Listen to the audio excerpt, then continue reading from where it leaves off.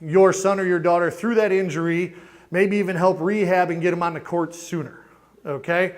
If Sean thinks, if it's something that requires a doctor visit, Sean will tell you, hey, we got to make an appointment, we got to get you in. But most of the things Sean's able to work through here on campus, and again, get your son or daughter back on the court or on the field faster than if they went to a doctor. Doctor said, you're out for 4 weeks, and now you got to sit out and literally do nothing for 4 weeks. So Sean's great at that. And my encouragement to you, if your son or daughter has any aches or pains or injuries or whatever, let's go to Sean first and get his direction on what's the best next step. Excuse me. All right, the next part here deals all with how do we all kind of work together here. Okay, our athletic department has a lot of different coaches and administration and stuff like that, but it's all those people are here for your sons and your daughters. Okay, to give them an opportunity to participate in the things that they love. The problem with athletics is sometimes we all get a little carried away as passions get involved and emotions get involved. And so these are some reminders as frustrations arise throughout seasons and things like that. We're all on the same team, first of all, and we're all working towards the same goals. Okay? But I started this with, you've probably seen almost every gym or playground or field or place you go has signs similar to these. Okay, you see them in a lot of different ways. Players play, coaches coach, officials officiate, parents cheer. Okay, all of that's true, but we want to take that one step further as well because we get to incorporate our faith into all of this. Okay, so the role of a player. I talked about it before. Number one, witness. Okay, we are always representing our Savior, our school, anywhere we go, whether it be home or away, and that should guide our actions so we can be that light in a dark world. I'm not going to go through all of these one by one because we got a bunch of them here for players, we got a bunch of them here for parents, and a bunch of them here for coaches. But if we can let that first one guide us, you'll notice that first one is the first one for parents and for coaches as well, okay? And if we can let that light shine and witness in everything we do, a lot of these other things fall in line, okay? But a player's role, you're there to play, okay? And to play, we got to respect the decisions of our coaching staff. We got to respect the decisions of officials. We got to respect our opponents.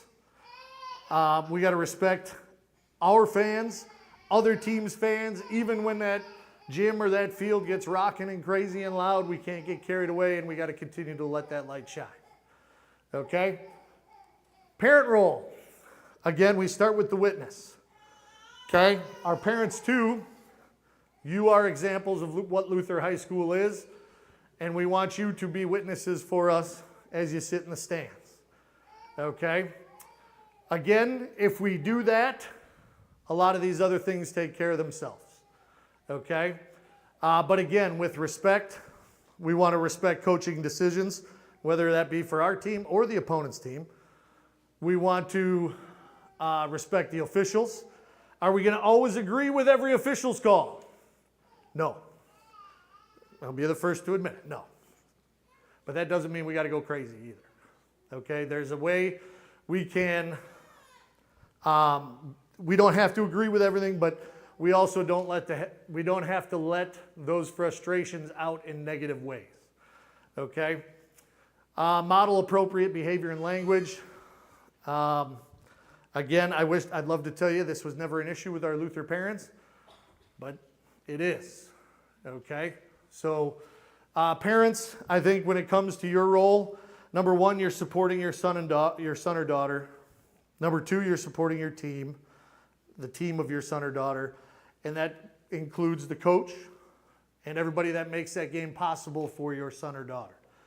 Okay, officials, opponents, and if we can do that, I think we can take some real steps forward in how Luther is represented in our community, both with our players and our parents. And Don't worry, I'm not going to leave them out. Our coaches too. Okay, coaches have this same philosophy that we like to follow here, where number one, we are witnessing. Okay? Yes, whatever happened in the game might have very much upset me, but we also have to have that self-control that's going to move on and continue to focus on what's coming next. Leadership obviously is a big part of a coach's role. We need to take all those different personalities of everyone on our team and mesh them into one unit that's going to be the best they can be. And then down at the bottom there, the other thing that I think is a hugely important part of every piece of athletics is got to be fun. These are games. Okay, games are always meant to be fun, but when we let emotions get too involved, sometimes they become frustrating. They make us angry. Okay, if that's the case, that's not a good situation. Games are meant to be fun. Does that mean we're gonna win every game? No, certainly not. But at the end of the day, we should be able to sit back or sit in the locker room and say, hey, that was a heck of a lot of fun, even if we got our butts kicked. Okay? But again, if just going back to that first one and all three, remember who we're here for. Okay? And yes, we might be wearing that Luther shirt or that Luther jersey or the coaching crest or whatever it is, but really we all have Jesus' uniform on. Okay, we all have the cross front and center on everything we wear anytime we're out in the community, and let's all act appropriately and make people's eyebrows raise for good reasons, not for bad reasons. Finally, this is acknowledging that, yes, we know not everything is going to be perfect all the time. And there's sin in the world, and that's going to cause disagreements, that's going to cause frustrations. But there are some real things or some important steps I'd like you to follow if we get into a season and we just are having trouble being that supportive part of the team, whatever it is, if we're an athlete, a coach, or a parent. So frustrations are going to arise, okay? First and foremost, if they do, give yourself a cooling off period. Okay, right after a game or a competition, it's usually never a good time to raise any of your frustrations. It's also not a good time to approach a coach who just got through coaching an emotional game or an intense game, and their head might not be in the right space to have any type of conversation about anything that went on during the game. Okay, so give yourself a little time to cool off, wait 12 to 24 hours, and then compose yourself and put your frustration or your complaint in writing. Okay? Now, the next step says athlete meets with coach. This is great if the athlete is having the issue with the coach. Okay? Athlete's not happy about playing time. Athlete's having a hard time understanding their role on the team. Athlete is doesn't understand why we go with this lineup over that lineup, things like that. If the athlete is frustrated, then yes, first step should always be that athlete should meet with the coach and have that conversation and see if we can come to a resolution right there. If the frustration does not involve the athlete, in other words, athlete's fine with the way things are going, but parent is upset because parent thinks my son or my daughter should be playing more, or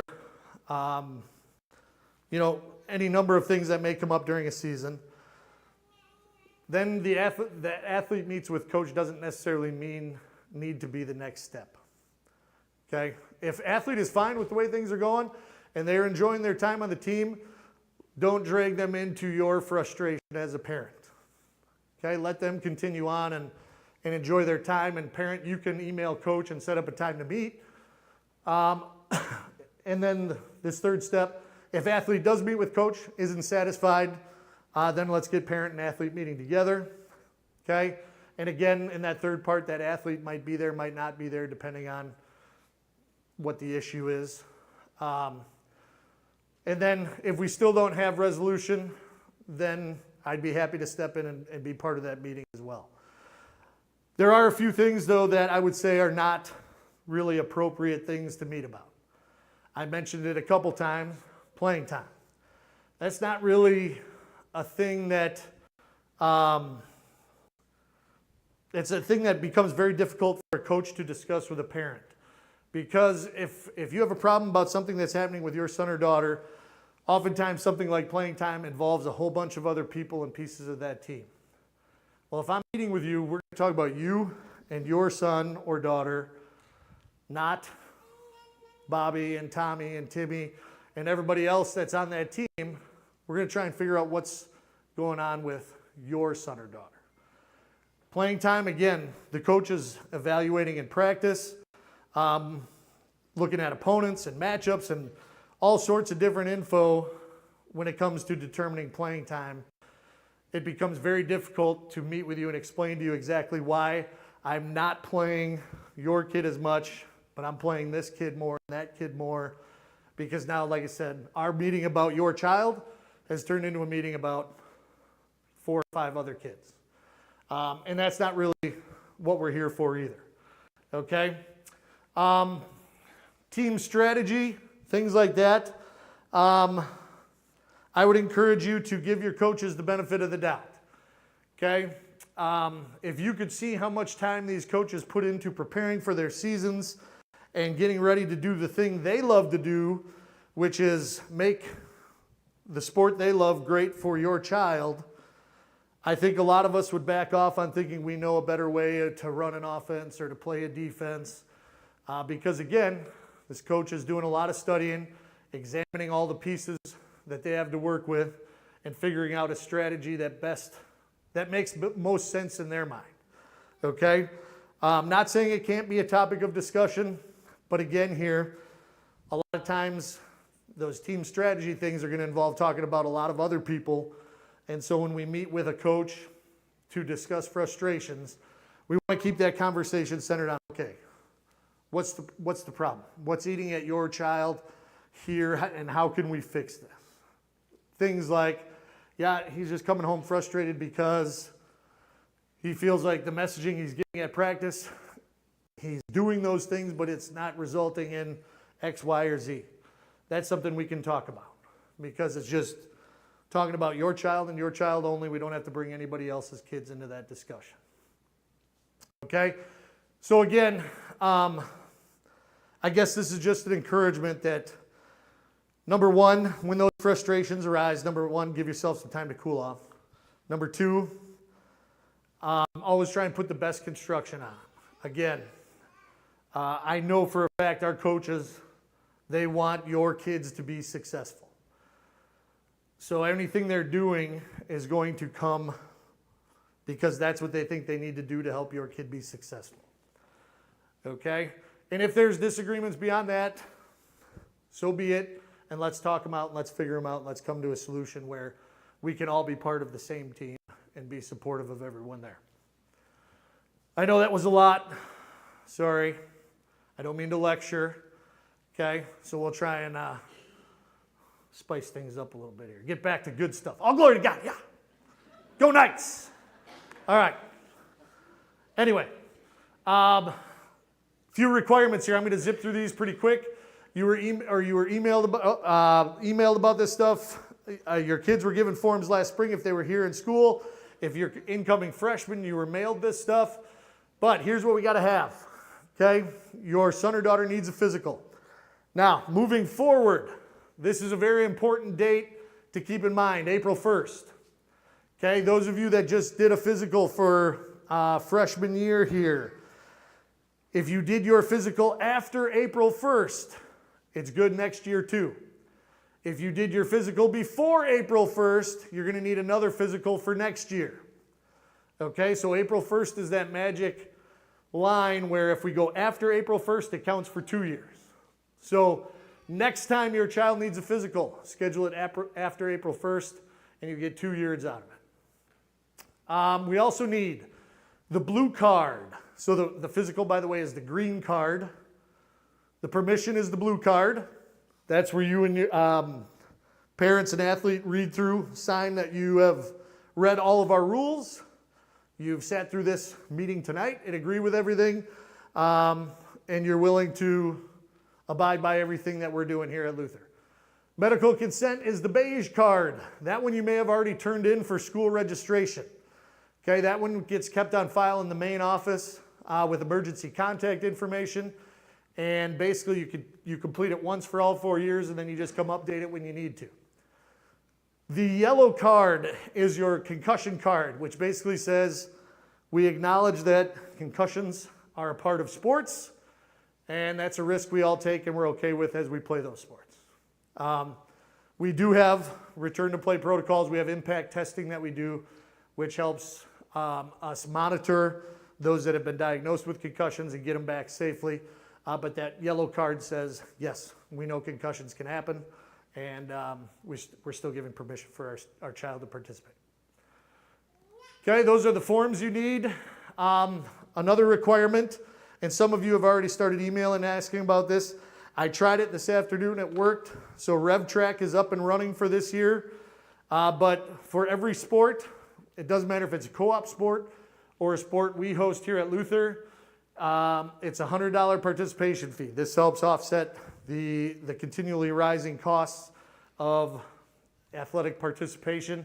Golfers also have to pay $50 for green fees as we get to golf season.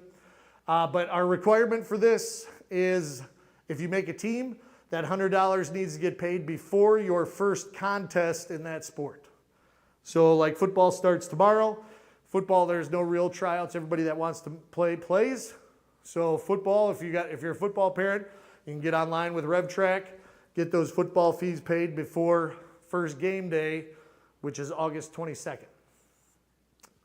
So get those done before your child's first game in their sport. Okay? If you don't want to pay by RevTrack, or if you're splitting it, I know we have a lot of situations where mom and dad pay $50 and kid pays $50 or something like that. RevTrack does not allow you to split those up. So if you're splitting it for any reason, you can just write out some checks and send them into the office. RevTrack info, if that's a new word to you, get used to it because you'll probably hear it a lot over the next 4 years. But that's all our school online payment system. You go online under Student Life. Select RevTrack, you'll have to create an account, but then this is also where you can pay for student lunches. I think even some of our dance tickets and stuff like that you can purchase on RevTrack. You can pay your athletic fees on RevTrack. But everything I know about it is pretty much written up there.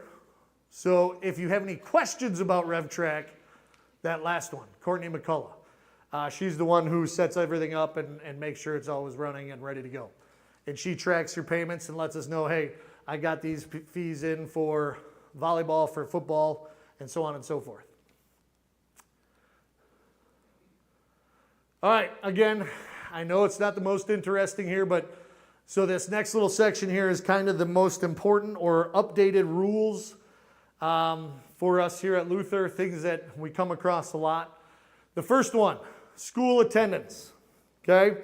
And this may seem like a no-brainer to some, but it's really amazing how often high school students miss a period for this or miss a class period for that.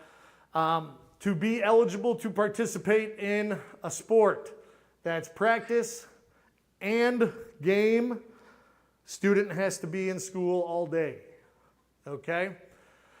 So the show up at lunchtime because Tommy didn't feel real good this morning, but he wanted to play tonight, so we let him sleep in, and he's here for the second half of the day. Sorry, he's not playing anymore, okay? You got to be there all day if you're going to play in the game that night. The only exceptions are for if you had an orthodontist appointment that's been scheduled for 3 months or a doctor's appointment or something like that. As long as you communicate those ahead of time to the office, those are okay. Kid can leave and come back and still participate. Academic eligibility. So here at Luther, our academic eligibility policy says that you are eligible unless you end a marking period with an F in a class. If that happens, there's an automatic ineligible period of 8 days, which is designed to help that student get that grade off of an F. So we here at Luther, we have 6 marking periods. We have our 2 semesters, and then we divide our semesters into 3 terms. So this is after each one of those terms, grades get run the day the term ends. If there's an F and you're in a sport, 8 days of being out of that sport begins immediately. During that time, student has to get the grade up and get teachers to sign off that they've seen some improvement in the effort put into their class. That is our policy. If a student would have 2 Fs at the end of a marking period, then we have to follow the WIAA policy, which is 15 scheduled school days of ineligibility. So again, with our policies and the WIAA policies, sometimes they work nicely hand in hand. Sometimes there's a little bit of difference. This is one area where there's a difference. So Luther policy says an F is 8 days. That's if you have 1 F. If you end a marking period with 2 Fs, then we have to go with the WIAA policy of 15 days. Same thing, those 15 days are for the student to raise their grade and show that academic issues are no longer a concern. Okay? I can also say with a fair amount of confidence, if your son or daughter does their work and is responsible, it's pretty hard to get an F. So stay on top of things. Where Fs happen the most is on late work, when something gets entered as a 0. So if you are planning a vacation or some time where you're going to be gone, make sure you're planning ahead and talking with that teacher, getting assignments ahead of time, because those zeros in the grade book is what really hurts when it comes to academic eligibility. Code of conduct. These are our rules regarding illegal substances. It's a pretty detailed policy, and for all of our policies, by the way, you can find them on our website in our athletic handbook. So again, this is just a very quick summary, but it includes the purchase, possession, distribution, use, etc. of alcohol, tobacco, nicotine products, PEDs, e-cigarettes, vapes, jewels, any type of drug paraphernalia. Okay? All of those things we call a code of conduct violation, and I'll just break down the penalties for you. The first violation in a student athlete's high school career is 20% of a 20% suspension of whatever season they're in. Okay, 20% makes it equal across sports. So if it's football, that's a 2-game suspension. If it's basketball, it's a 4 or 5 game suspension. Okay, so 20% of your season. A second offense in this area is a 1 calendar year suspension from all sports activities. Okay? We don't want first offenses, but we definitely don't want second offenses. Okay? Again, a second offense, you lose your sports for an entire calendar year.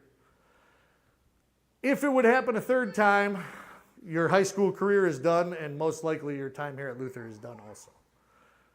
Okay?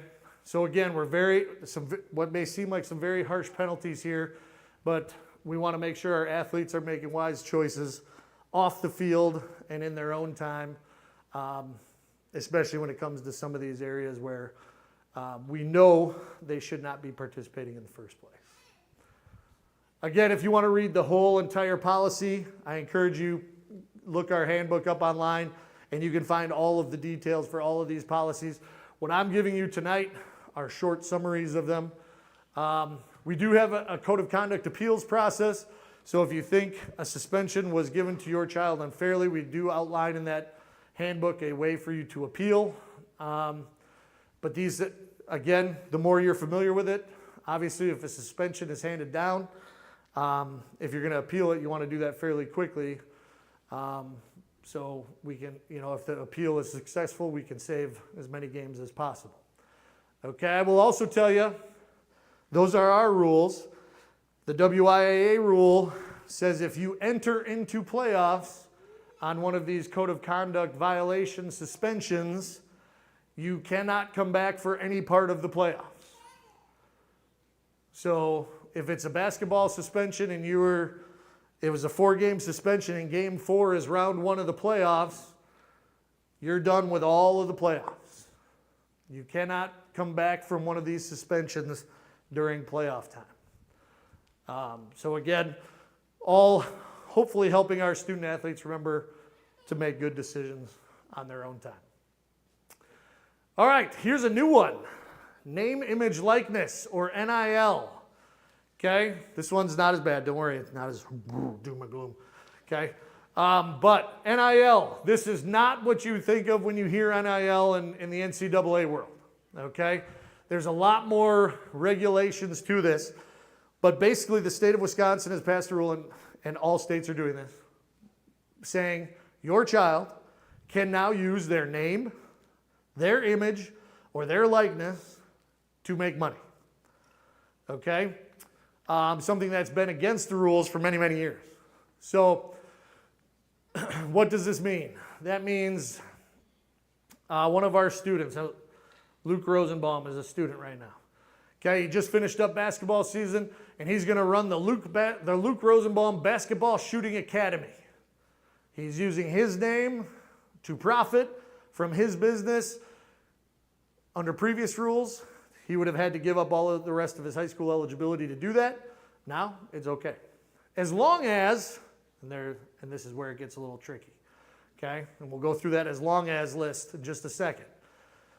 My encouragement to you, if these opportunities land at your feet, and it's really hard for me to say yes they will or no they won't because this is a brand new world we're entering. Before you sign any type of agreement, bring it to me, let's talk about it, let's make sure we're not going to run into any type of eligibility issues. Because these are eligibility issues that could erase the entire rest of your child's eligibility throughout the rest of their high school career. So again, if these opportunities come to you right here, bring them in, let's talk about them. It might be totally fine, but let's check it out thoroughly before we sign anything to make sure we're not losing eligibility. Because that as long as, here's the list right here. The student shall not appear in the uniform of the student school and does not utilize the marks, logos, etc. of the school team, school, conference, or WIA as part of any endorsement. So if a student is wearing a Luther shirt, can't do that. Okay? Students shall not promote activities nor products associated with the following: gaming and gambling, alcohol, tobacco, cannabis, banned or illegal substances, adult entertainment products or services, or weapons. So again, let's talk about it. Jimmy's Bar and Grill down the street wants to give you free dinners every Thursday night because you're a football player, and if you eat at Jimmy's the night before a game, you're going to have a great game on Friday. Well, Jimmy's Bar and Grill. Okay, first of all, are we promoting any type of alcohol if we're signing with a bar? These are things we need to talk about, okay? But these are types of agreements that could be offered to your kids, okay? So make sure you're paying attention, and let's talk about them before we sign anything. Compensation cannot be contingent on performance or achievement. So if somebody says, hey, I'm going to give you $100 every time you score 20 points or more in your basketball games, stay away from it. Because that's rewarding performance. These deals are meant to be contracts. You're a basketball player, here you go, here's money for being a basketball player. Compensation cannot be provided by the school, and this is where it gets very gray, or persons associated with the school. In the WIA handbook, that definition is about a half a page long.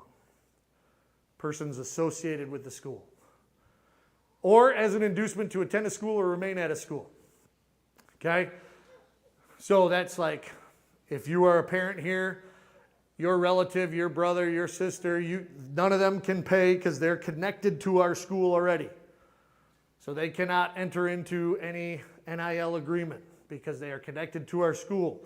Somebody who has ever donated to Luther High School in any way, shape, or form is connected to our school and therefore can't offer your son or daughter an NIL agreement. So again, these are things where a lot of gray area. If you get one of these offers, let's sit down and talk about it and make sure it's not going to hurt anybody's eligibility. NIL activities may not interfere with student athletes' academic obligations or school-related athletic obligations, and student athletes may not utilize representation or contract an agent. And high schools or its employees are not allowed to help get these deals. So I, as the athletic director, can't say, hey, everybody here at Luther gets this deal, and I'll set it up for you. It's against the rules. Okay? Again, it's legal, and there's ways where this can benefit your child. But if you get one of these opportunities, let's talk about it before you sign anywhere to make sure we're not going to jeopardize any type of eligibility. Let's see, impact testing. I mentioned it before. This is what we do for concussions. We have 2 testing periods tomorrow. It's about a 45-minute test done on a computer. Gives us a baseline functioning of your child's brain so that in the recovery process, we can come back to those tests and see, are they answering as quickly? Or are they still struggling with speed or reaction time or whatever it might be? Luther pays for all these, but if you get an email from your coach saying you need to do your impact testing, get to one of our impact testing dates so that we have this on file in case your child gets a concussion.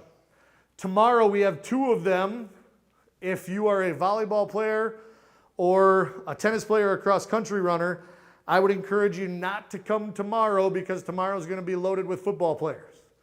And football practice begins right after the 2 impact testing sessions tomorrow.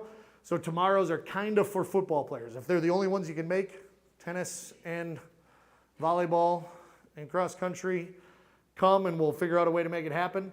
But if you don't need to come tomorrow, let tomorrow be for the football players. What time tomorrow? 1 to 2 and 2 to 3. And when you come to these, all you gotta do is come to one of our doors, and these tests all happen in our computer lab. So students just make their way to the computer lab. Our trainer will be there waiting for kids as they arrive. He'll get everybody set up and going. And again, they take about 45 minutes. Any other questions on that?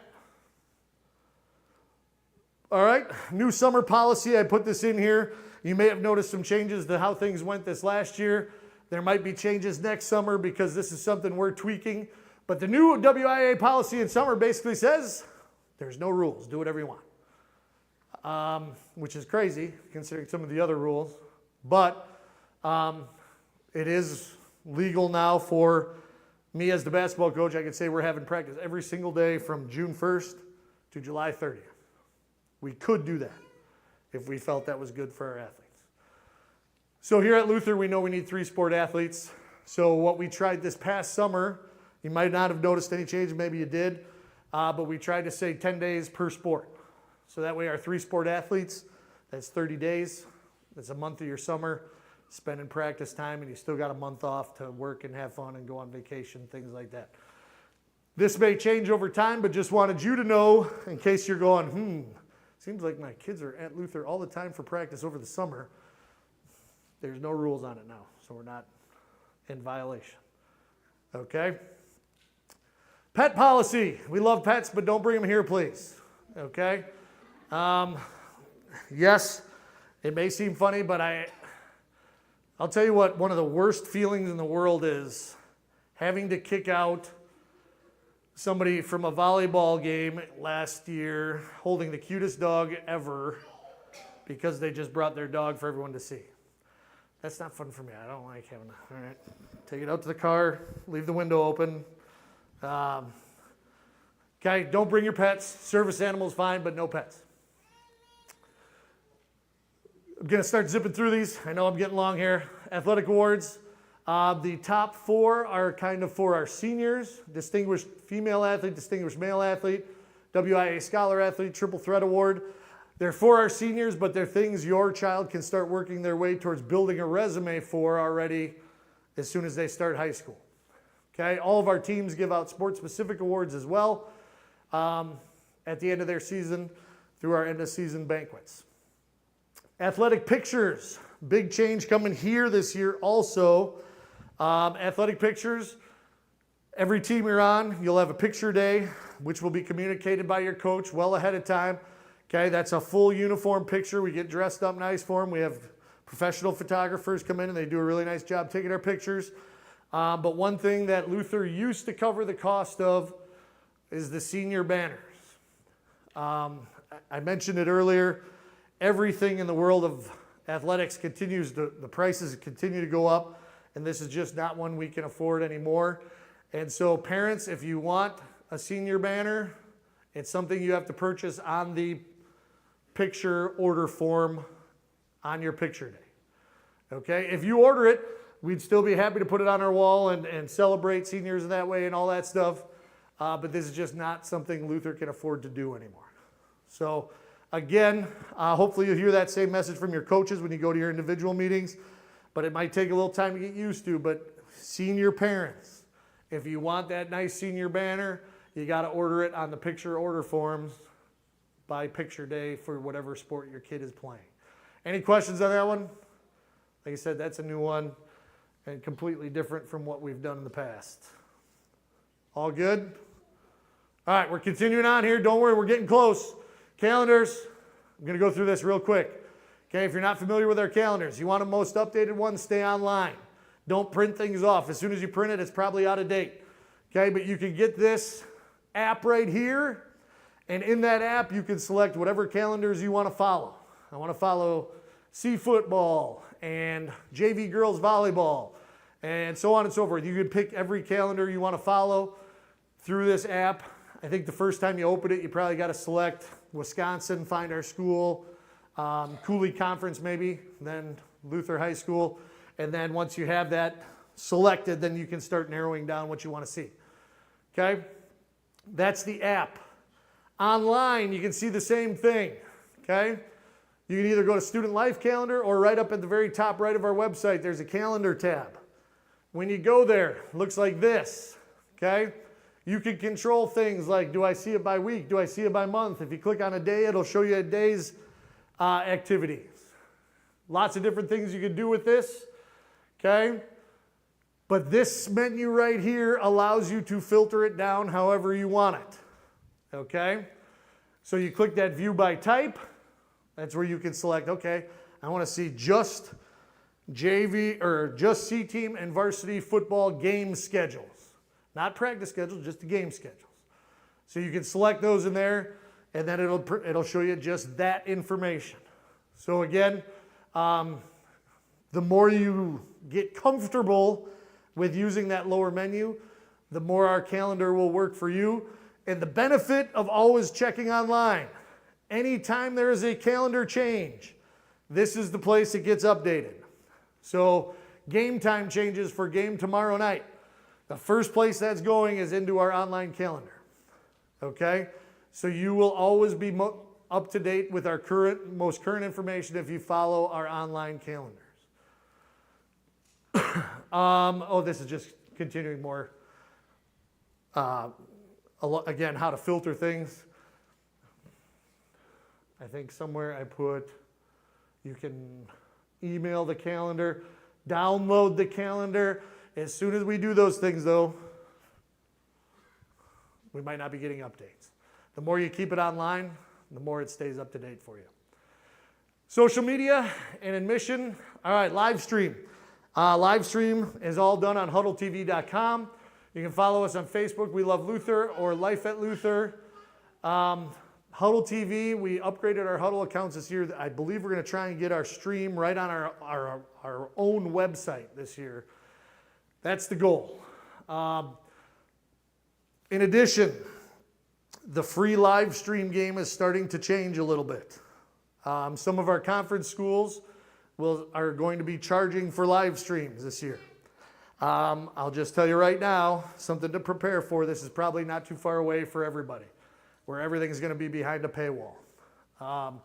Here at Luther, we're trying to keep the live events free, but if you don't watch it live and you go on tomorrow and try and find tonight's activity, you probably will have to pay a subscription fee to view last night's game.